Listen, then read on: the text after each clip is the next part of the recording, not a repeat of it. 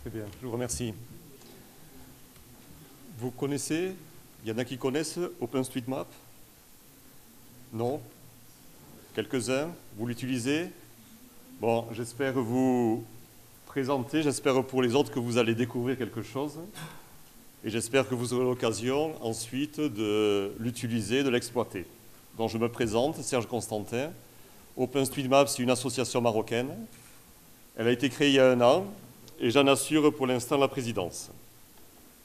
Donc, en 2 mots, OpenStreetMap, c'est une base de données.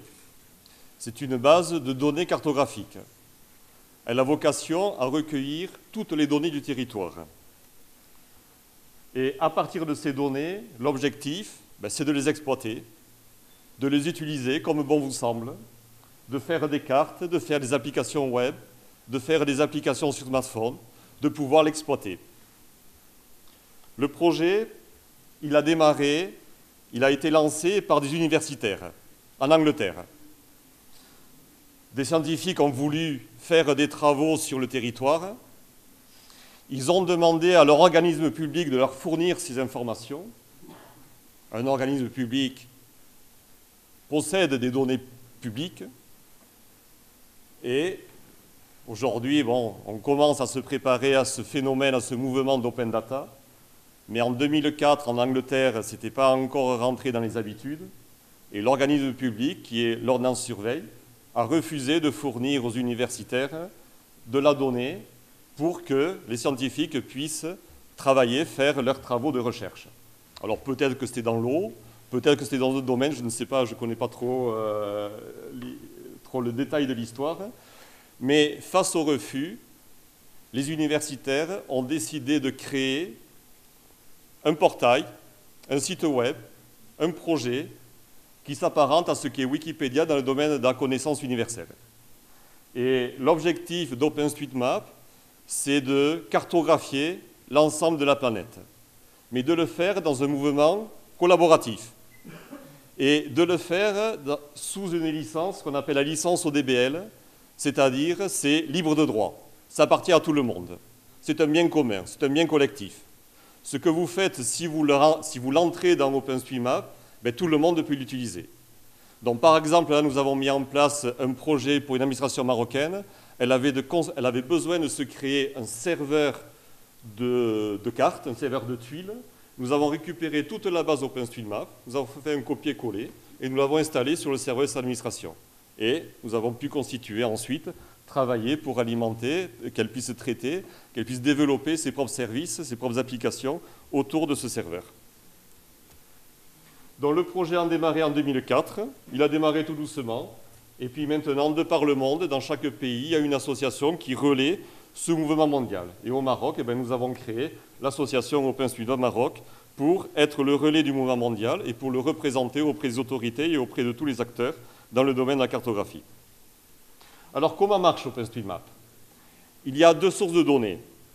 La première source, ce sont les contributeurs bénévoles. Ce sont les particuliers, c'est vous, c'est moi. Et chacun d'entre nous peut modifier, peut apporter de l'information à cette base mondiale. La deuxième source d'information, ce sont les organismes publics, ce sont les détenteurs de l'information. Le ministère organise cette ouverture de données publiques. Il y a beaucoup de données qui concernent le territoire. Ce sont les délimitations. Paraît-il qu'il y a eu un nouveau découpage administratif. On est passé à 12 régions. J'aimerais les connaître. Et j'aimerais que ce découpage soit partagé par chacun d'entre nous, parce que chacun de notre côté, on a besoin d'accéder à cette information. J'aimerais connaître la délimitation précise, le bornage précis entre, par exemple, Rabat et Témara. Où est-il? J'aimerais que cette information soit partagée.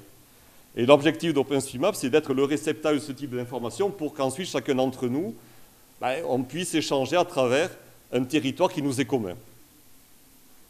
Donc il y a tout ce mouvement d'open data, et je vois ce qui s'est passé quand vous verrez les cartes à l'étranger. Toutes les données du cadastre, par exemple, ont été numérisées, injectées dans OpenStreetMap. Donc maintenant, on a un découpage très précis de tous les bâtis, de toute la voirie, de tous les espaces, de tous les lacs, etc. Alors, la première partie, si vous êtes intéressé pour participer à ce projet, et je vous invite à cartographier votre rue d'abord, connectez-vous au site www.openstreetmap.org. Là, vous verrez, vous aurez un site et vous allez créer un compte. Créer un compte, vous allez entrer votre adresse email. C'est aussi simple que sur Facebook. Si vous avez un compte de Facebook, c'est la même chose. Vous entrez votre adresse email, vous mettez votre pseudo, un mot de passe, et ensuite vous connectez. Et quand vous vous connectez, vous aurez face à vous une carte, la carte du globe. Et ensuite, vous allez aller voir la région qui vous intéresse. Là, par exemple, je suis à Rabat. Ça, c'est le quartier Hassan à Rabat. On voit déjà qu'il y a déjà de la donnée.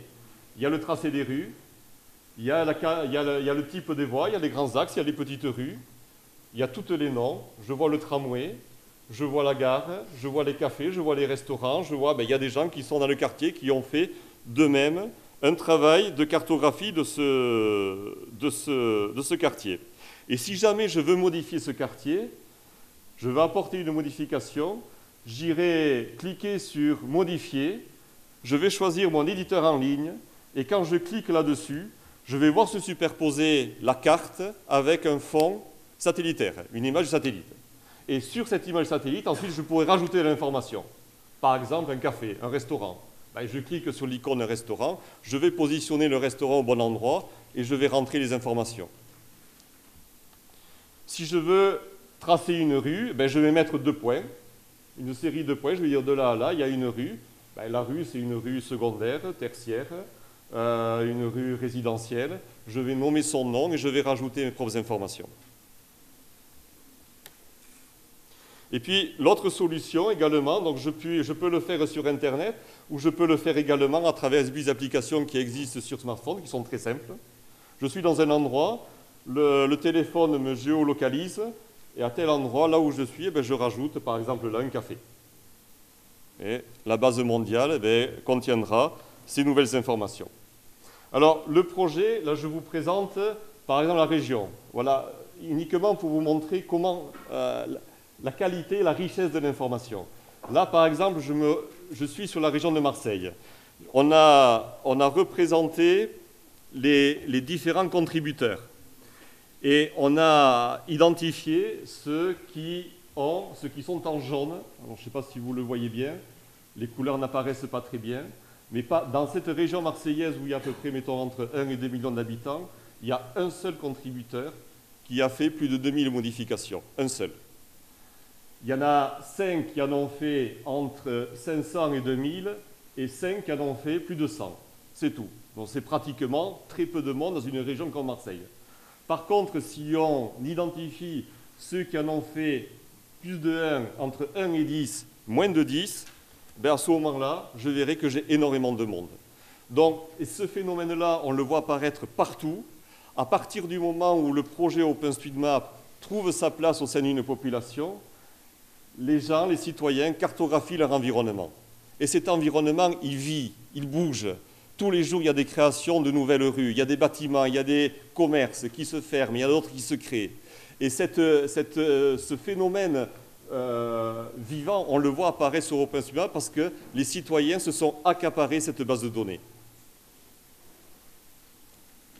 Et l'information aujourd'hui, elle est tellement précise que les organismes, disons, de sécurité, que ce soit pompiers, que ce soit gendarmerie, s'ils veulent avoir une information à jour, on va la trouver sur OpenStreetMap parce qu'en général, c'est à ce niveau-là qu'on aura le plus de détails. Quand l'IGN, l'Institut géographique national en France, veut sortir le plan du pays, c'est un projet qui prend 10 ans. C'est comme le recensement, c'est un projet national avec une structure, avec des moyens, alors que quand les citoyens prennent en main leur territoire, ce mouvement collaboratif permet justement d'alimenter de façon très riche, très variée, cette base de données. Alors aujourd'hui, je vous ai montré Marseille, quand on va voir dans le détail, là on a un niveau de précision qui est extrêmement précis. Et alors là, ça, vous n'allez rien voir, mais j'ai été voir une zone où il y avait des zones d'eau, des marécages, des canaux, des rivières, etc. Ça, je pense que c'est le Moiré-Poitevert en France. Ben, il y a un niveau de détail aussi qui est précis. La cartographie a été faite, elle a été injectée dans OpenStreetMap et tout le monde ensuite peut accéder à cette base informationnelle. Alors nous, au Maroc, nous avons démarré il y a 1 an. Et en 1 an, on a mené quelques projets, dont un du côté de Chefchaouen. Je vais vous en parler tout de suite. Et à Chefchaouen, avec la province de Chefchaouen, nous avons fait ces 2 étapes. 1, récupération de données publiques, injection dans la base OpenStreetMap. Donc là, on a récupéré tous les fichiers qu'ils avaient. Ils avaient des plans, ils avaient des données qui avaient été déjà géopositionnées, les terrains de sport, les mosquées, les hôtels, les équipements, du bâtiment dur, des bassins, des arbres.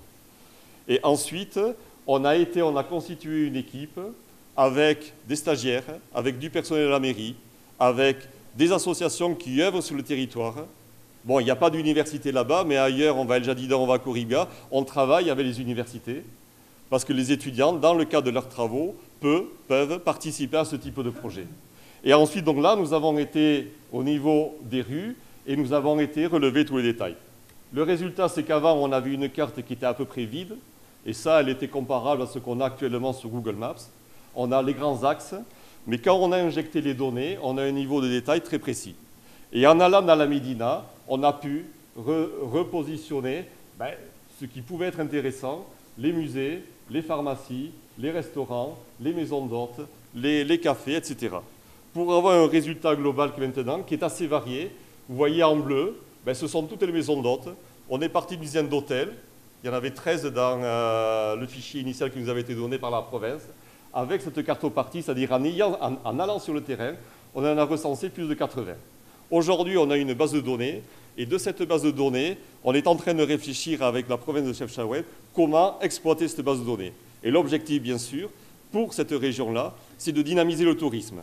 Donc de créer des cartes dynamiques, de créer des applications et de permettre aux touristes ou aux gens qui ne sont pas de la région de pouvoir accéder à de l'information, se repérer sur le terrain et éventuellement aller soit dans la cité, soit alors à l'extérieur de la région faire des promenades. Il y a des centres,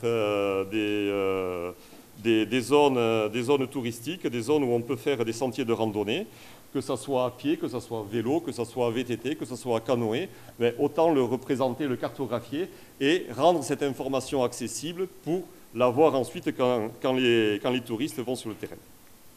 Alors, d'autres exemples. La ville de New York utilise OpenStreetMap. Ils suivent à travers, ils ont injecté 1 million de bâtiments et ils suivent à travers cette base de données toute l'évolution de la cité. La création de bâtiments, la création de nouveaux commerces, etc. En France, il y a eu un très grand mouvement qui a été fait par l'association pour constituer la base nationale des adresses. Et l'objectif final, c'est d'avoir une base des adresses. Et quand on aura une base d'adresses constituée, à ce moment-là, on peut imaginer de faire des solutions pour faire de la livraison de courrier, de colis ou d'autres types d'applications. Mais c'est un projet considérable qui a pris pratiquement près de 10 ans à la France pour constituer ce projet. En Espagne, il y a eu un projet où ils ont représenté, géopositionné les fontaines publiques, par exemple. Alors, ils en avaient 7000. Ils ont lancé le mouvement collaboratif et ça a permis d'en recenser 1600 nouvelles. Donc, il y avait un écart quand même important entre ce qui venait du terrain et les fichiers nationaux. Les communes de, par exemple, Montpellier, très avancées dans la cartographie numérique de leur territoire. Ils ont beaucoup de projets et ils s'appuient sur le mouvement collaboratif d'OpenStreetMap. Par exemple, là, ils ont cartographié tous les châteaux d'eau.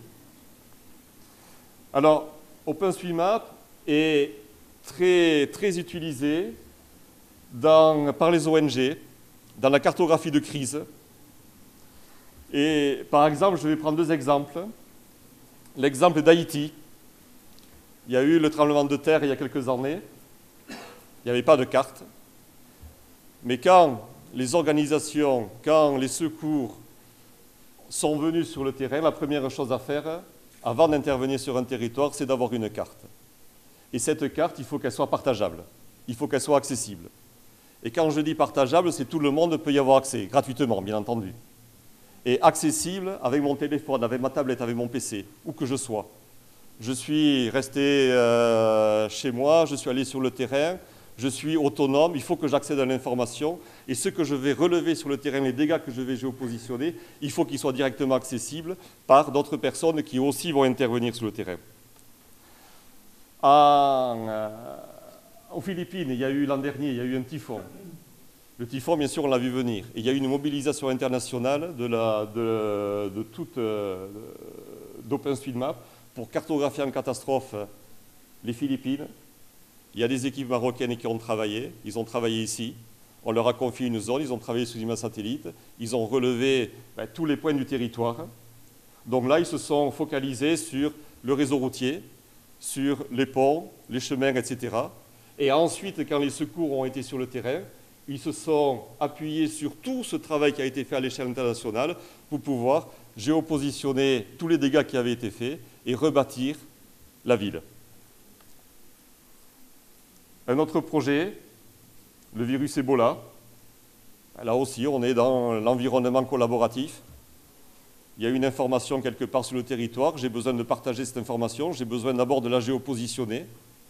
La seule carte qui est disponible, c'est OpenStreetMap. Il n'y en a pas d'autre solution. Donc, les organisations ont utilisé la cartographie d'OpenStreetMap pour cartographier la propagation du virus Ebola. Là, je suis au niveau des inondations dans le sud de la France. Pareil. On a une cartographie, elle existe déjà. Il y a eu des dégâts, il y a eu tout un ensemble d'informations. C'est à la base, auprès des communes, auprès des associations, auprès des citoyens, que cette information a été relevée. Et ensuite, elle a pu être exploitée par l'ensemble pour l'organisation des secours. Puis en Afrique, OpenStreetMap est très bien exploité. Là, il y a deux projets, je vais vous les montrer. Il y en a un.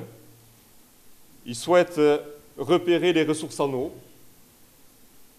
les localiser sur une carte, cartographier le potentiel en eau de surface, en eau souterraine, cartographier les bassins d'eau, les zones inondables, les cultures maraîchères, les zones où la nappe phréatique est à fleur de sol.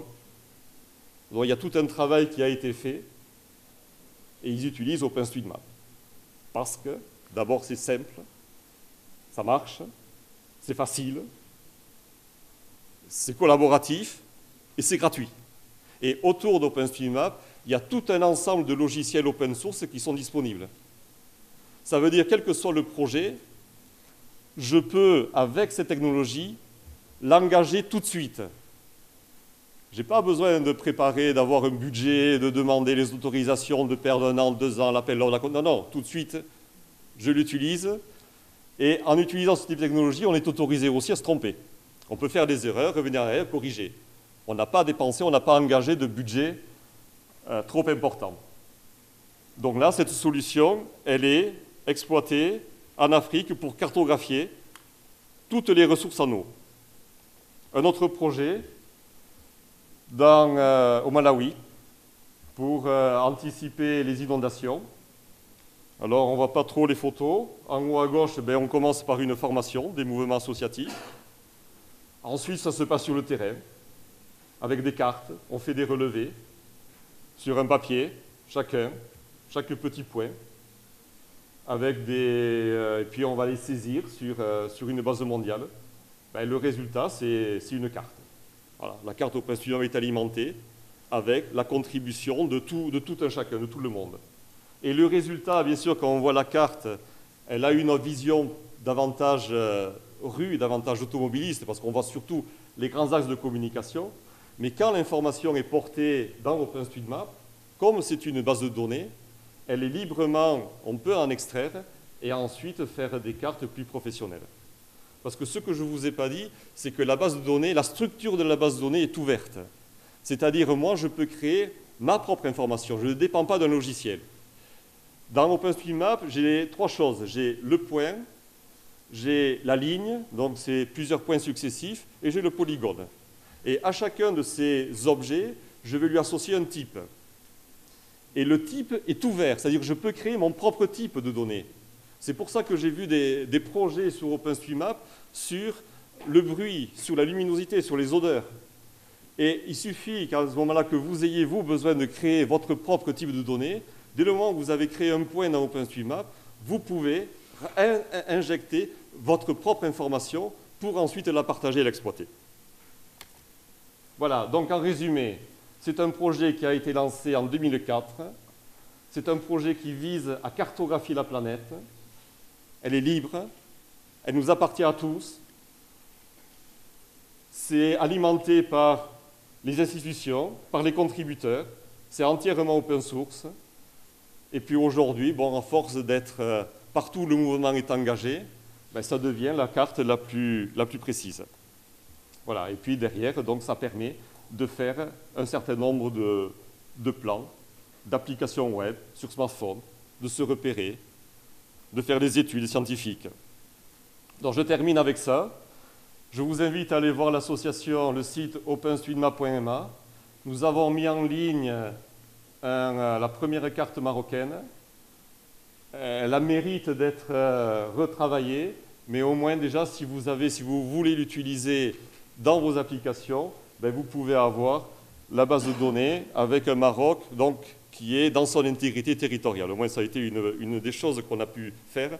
Parce que ce soit Google ou que ce soit même la carte mondiale d'OpenStreetMap, elles ne sont pas partageables, accessibles par l'administration ou par les entreprises qui souhaitent avoir un territoire propre, correct. Voilà, je vous remercie.